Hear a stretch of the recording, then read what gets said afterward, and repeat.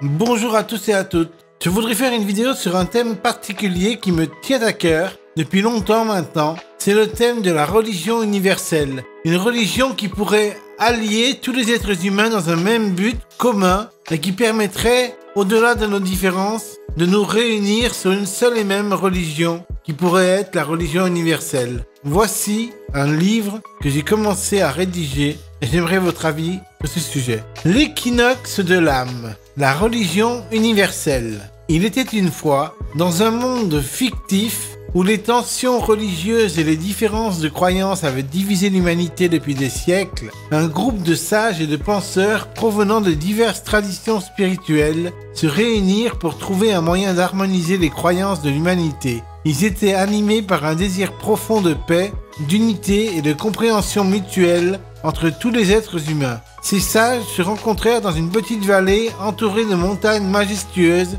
appelée la vallée de l'équinoxe, en l'honneur du moment où le jour et la nuit se rejoignent en équilibre parfait. Ils passèrent des années à discuter, à méditer et à échanger leurs idées. Ils étudièrent les textes sacrés de chaque tradition religieuse du monde, cherchant à comprendre les similitudes qui existaient entre elles. Au fil des décennies, ils établirent un dialogue ouvert et respectueux entre eux, reconnaissant que chaque tradition avait une contribution précieuse à apporter à la quête d'unité. Ils firent appel à des linguistes, des philosophes, des poètes et des artistes pour créer un langage universel qui puisse transcender les barrières culturelles et linguistiques. Ce langage, appelé Harmonia, était basé sur des symboles, des métaphores et des concepts communs à toutes les croyances. Lentement mais sûrement, un livre sacré commença à prendre forme. Ce livre ne prétendait pas être une nouvelle religion, mais plutôt une synthèse des valeurs fondamentales et des principes universels présents dans toutes les religions du monde. Il était conçu pour être un guide spirituel, une source d'inspiration et un rappel constant de notre unité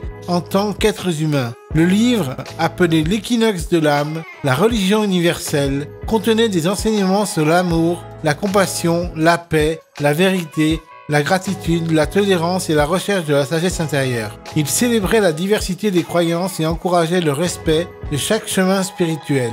Chaque page du livre était illustrée de magnifiques œuvres d'art créées par des artistes du monde entier, représentant des scènes de fraternité, d'harmonie et de compréhension entre les peuples de toutes les religions. Le livre était écrit dans le langage Harmonia, mais chaque enseignement était également présenté dans les langues originelles des principales traditions religieuses, pour rappeler que la vérité spirituelle pouvait être exprimée de différentes manières. L'équinoxe de l'âme devint un best-seller mondial. Il fut traduit dans toutes les langues et devint un symbole d'espoir pour des millions de personnes à travers le monde. Les communautés religieuses l'acceptèrent comme un pont entre leurs croyances et les individus trouvèrent en lui un guide pour leur propre quête spirituelle. Les sages de la vallée de l'équinoxe continuèrent à se réunir régulièrement pour discuter des progrès accomplis et pour veiller à ce que le message de paix et d'unité soit préservé. Ils enseignèrent aux générations futures l'importance du respect mutuel et de la compréhension entre les croyants de toutes les religions. Ainsi, dans ce monde fictif, l'équinoxe de l'âme devint un symbole de ce que l'humanité pourrait accomplir lorsque nous nous efforçons de trouver des points communs plutôt que des différences, lorsque nous célébrons notre diversité tout en reconnaissant notre unité profonde en tant qu'êtres humains. Ce livre imaginaire nous rappelle que la paix et l'harmonie sont possibles lorsque nous cherchons à comprendre, à aimer et à respecter nos semblables, quelles que soient leurs croyances religieuses. Voilà. Donc si ce livre vous a plu, créé par ChatGPT, dites-le moi en commentaire. Voilà, bye.